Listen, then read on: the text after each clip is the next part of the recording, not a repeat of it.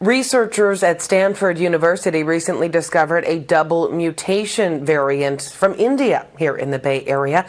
Joining us now to talk about that and more is Dr. Dean Winslow. He is an infectious disease physician at Stanford Health Care. Thanks for joining us today. What do we know about this variant? So it's interestingly, it's become very quickly the predominant variant apparently in South Asia and particularly India. It contains two amino acid mutations, one at residue 452 and the other at amino acid 484 in what's called the receptor binding domain or the spike protein of the virus. And it does appear to increase the transmissibility of the virus from person to person.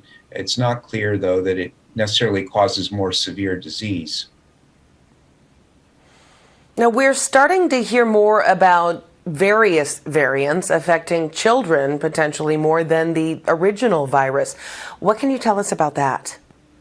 A number of variants, have been identified, and, we use kind of the shorthand of where we first described them, like the UK variant and the South African variant. And very quickly, the UK variant has definitely been the one that seems to be most recently transmitted the most. And again, children, of course, are susceptible to infection by all of the SARS-CoV-2 variants, although they generally do not get nearly as sick as adults or older people do with these viruses. Okay, so that's something at this point, at least, that we could still count on because, of course, this news is coming at the time when more kids are starting to play sports and go to school.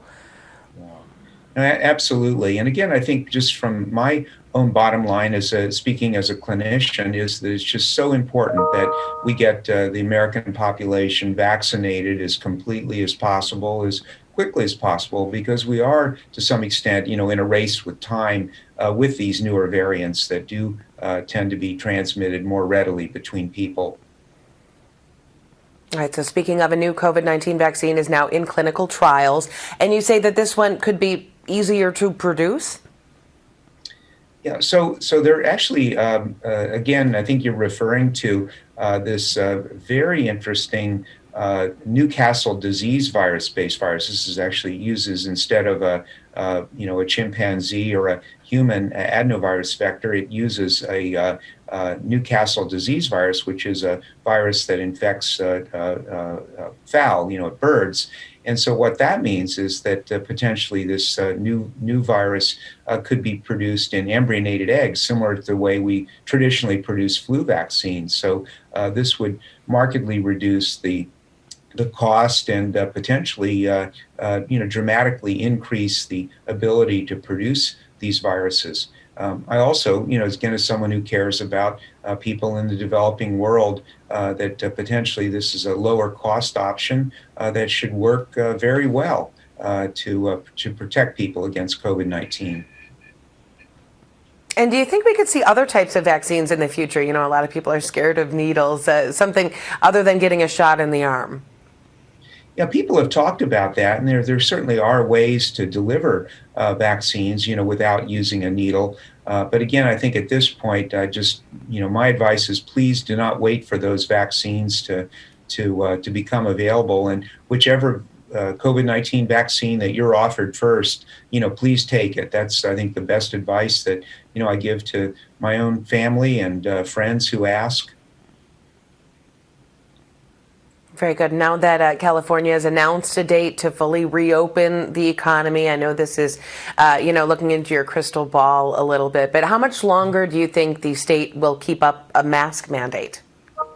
Yeah, it's a little hard to know. And again, I personally believe the data are strong that wearing face masks when you're in public does significantly reduce the transmission of virus from person to person. So, I'm certainly going to be wearing my face covering, even though I've been fully vaccinated for, many, many months into the future. And when you say that, is that to protect yourself or others or both? Well, I think again, again, you see, I'm wearing a military uniform. I'm actually on active duty orders with the California State Guard this week. But I think it sends the right message. And again, it shows that, we as a country and us as Californians care about each other. And again, until the virus is under better control than it is, I think it just behooves all of us, whether you've been vaccinated or not, to wear the masks.